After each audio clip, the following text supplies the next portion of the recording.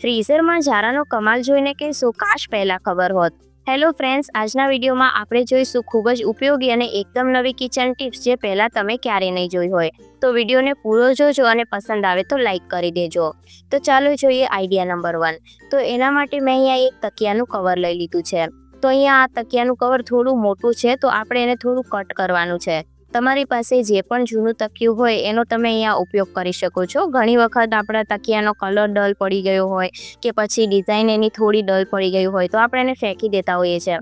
પરંતુ આજે આપણે આ તકિયાના કવરમાંથી ખૂબ જ ઉપયોગી વસ્તુ બનાવવાના છીએ. જો તમે જે ચોરસ તકિયું આવે છે 16x16નું, જો એ તકિયાનો કવર લેતા હોય તો તમારે કટ કરવાની જરૂર નહીં પડે. તો અહીંયા જો મેં આ રીતના એનો ભાગ છે કટ કરી લીધો છે. ત્યારબાદ આપણને જરૂર પડશે એક રબરની. તો હવે શું કરવાનું છે કે તકિયાના ઉપર અથવા તો નીચે ગમે તે ભાગ તમે લઈ શકો છો. આ રીતના ભેગો કરી અને ત્યારબાદ આપણે રબર આ રીતના પહેરાવી દેવાનું છે. અહીંયા તમે રબરની જગ્યા પર કોઈ પણ દોરડાનો ઉપયોગ પણ કરી શકો છો. તો આ રીતના રબરની મદદથી એકદમ સારી રીતના ફિટ થઈ જાય છે, એટલા માટે મેં અહીંયા આ રીતના રબરનો ઉપયોગ કર્યો છે. તો જો હવે આનો ઉપયોગ કઈ રીતના કરવાનો છે. તો મિક્સરનો ઉપયોગ આપણા દરેકના ઘરમાં દરરોજ થતો હોય છે. મિક્સરને જ્યારે આપણે કાઉન્ટર ટોપ ઉપર રાખીએ ત્યારે એના પર ચીકાશ લાગી જતી હોય, ધૂળ માટી લાગી જતી હોય. ખાસ કરીને આવું વ્હાઇટ પિક્ચર હોય એ વધારે ગંદુ થતું હોય છે. તો આનો ઉપયોગ આપણે એના કવર તરીકે કરી શકાય છે. તો શું કરવાનું છે કે આ રીતના કવરને ઉલટું કરી દેવાનું છે, એટલે રબરવાળો ભાગ અંદર જતો રહેશે અને આ રીતના પલટાવી દઈશું. તો અહીંયા જો આપણું 0 ખર્ચની અંદર મિક્સર માટેનું એક કવર બની અને તૈયાર થઈ ગયું છે. અને આની ઉપર સારી એવી પ્રિન્ટ છે, એટલે દેખાવામાં પણ સારું લાગે છે અને બિલકુલ પણ ખબર નહીં પડે કે આને આપણે તકિયામાંથી બનાવી છે. અને વાયર પણ અંદર સારી રીતના ફિટ થઈ જશે. ત્યારબાદ જોઈએ આઈડિયા નંબર 2.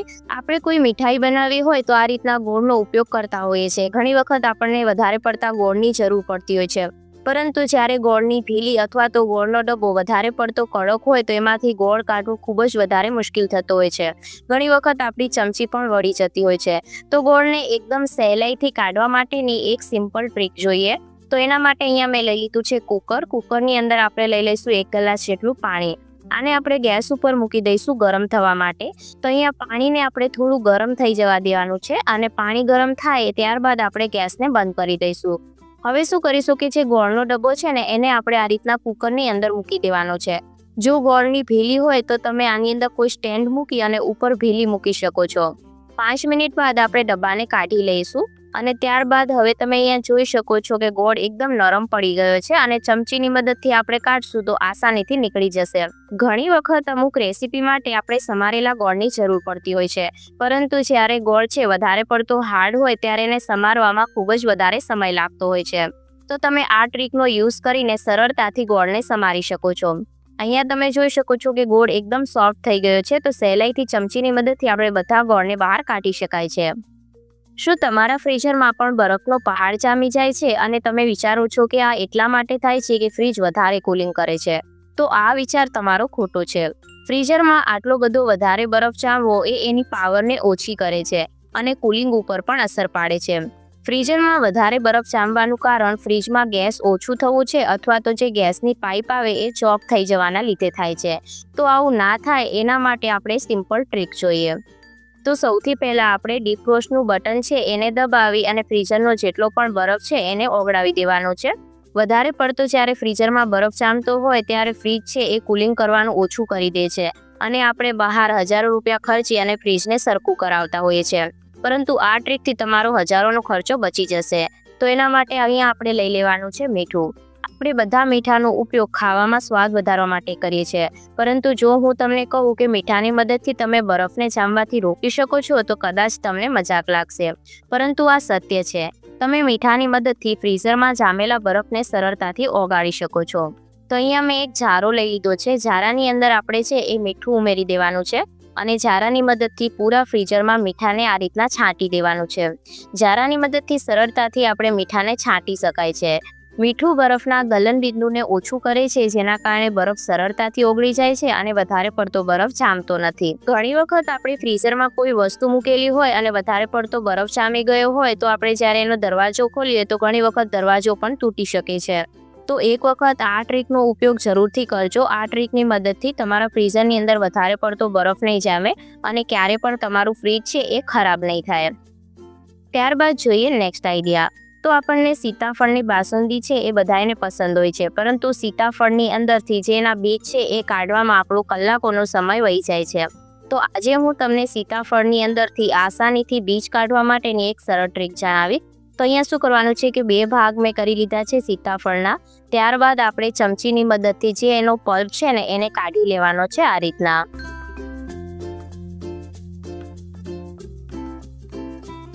આ ટ્રીકની મદદથી તમે ખૂબ જ સરળતાથી સીતાફળના બધા જ બીજને અલગ કરી શકો છો.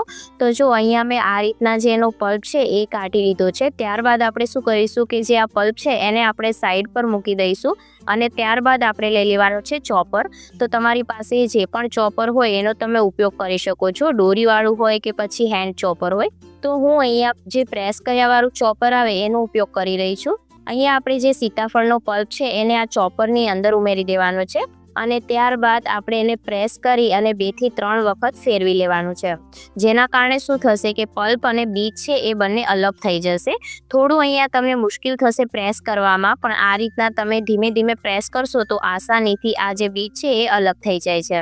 તો જુઓ, હવે આપણે ખોલીને જોઈ લઈએ. તો અહીંયા તમે જોઈ શકો છો કે પલ્પ અને બીજ આ રીતના અલગ થઈ ગયા છે. હવે તમે ચમચીની મદદથી જે બીજ છે એને સરળતાથી કાઢી શકો છો. તો આ ટ્રીક તમને કેવી લાગી મને કોમેન્ટ કરીને જરૂરથી જણાવજો. અને સીતાફળના બીજ કાઢવા માટે જો કોઈ તમે બીજી ટ્રીકનો યુઝ કરતા હોય તો એ પણ મને કોમેન્ટમાં જણાવી શકો છો. તો તમે જોઈ શકો છો કે ફક્ત 1 જ મિનિટની અંદર આપણે સીતાફળના બીજ અને સીતાફળના પલ્પને અલગ કરી લીધો.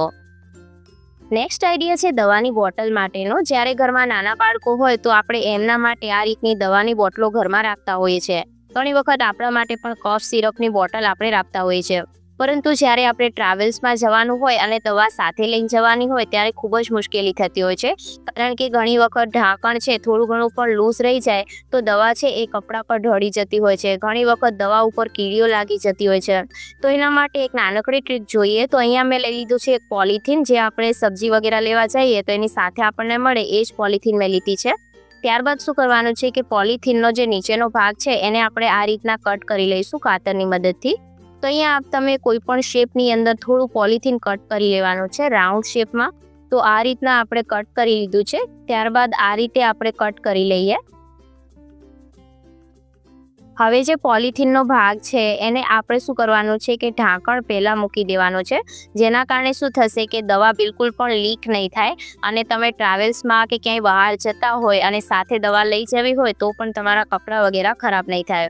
આ ટ્રીકને તમે ઘરે પણ યુઝ કરી શકો છો. ઘણા લોકોના ઘરમાં કીડીઓ વધારે આવતી હોય તો આ રીતના તમે દવાને મૂકી શકો છો, જેથી એના પર કીડીઓ વગેરે ના લાગે. ત્યારબાદ જોઈએ નેક્સ્ટ આઈડિયા. આપણી પાસે આ રીતના કાતર હોય કે પછી ચાકુ હોય એના પર અમુક ટાઈમ પછી આ રીતના જંગ લાગી જતો હોય છે, કાટ લાગી જતો હોય છે. તો એને દૂર કરવા માટેની સિમ્પલ ટ્રીક જોઈએ. તો અહીંયા શું કરવાનું છે કે મીઠું લઈ લેવાનું છે. ખાતરની ઉપર આપણે મીઠાને આ રીતના સ્પ્રેડ કરી દઈશું. તો જે પણ વસ્તુ ઉપર કાટ લાગ્યો હોય એના માટે તમે આ ટ્રીકનો ઉપયોગ કરી શકો છો. ત્યારબાદ આપણે લઈ લઈશું ન્યૂઝપેપર અથવા તો ટીશ્યુ પેપર હોય તો તમે એ પણ લઈ શકો છો અને આ રીતના કાતરની ઉપર મૂકી દેવાનું છે. ત્યારબાદ આપણે લઈ લઈશું વિનેગર, જે આપણે ચાઇનીઝ જમવામાં લેતા હોઈએ છીએ, અને ત્યારબાદ કાતર ઉપર આ રીતના આપણે વિનેગર મૂકી દેવાનું છે. એટલે કાતર છે એકદમ સારી રીતના વિનેગરથી કોટ થઈ જવી જોઈએ. આને આપણે 5 થી 7 મિનિટ જેવું એમ જ રહેવા દેવાનું છે.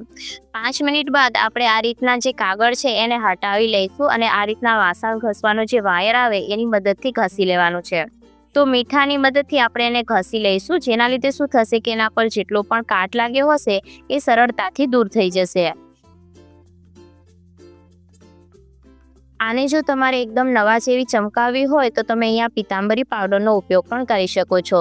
એના લીધે એકદમ સારી રીતના એના ઉપર શાઇન આવી જાય છે. તો આજનો આ વિડીયો તમને કેવો લાગ્યો મને કોમેન્ટ કરીને જરૂરથી જણાવજો, અને આમાંથી કઈ ટીપ તમે તમારા ઘરમાં પણ ફોલો કરો છો એ પણ મને કોમેન્ટ કરીને જરૂરથી જણાવજો. તો અહીંયા જો આપણે કાતરને હવે વોશ કરી લઈએ. તો અહીંયા જોઈ શકો છો તમે કાતર પરથી જેટલો પણ કાટ હતો એકદમ સારી રીતના દૂર થઈ ગયો છે.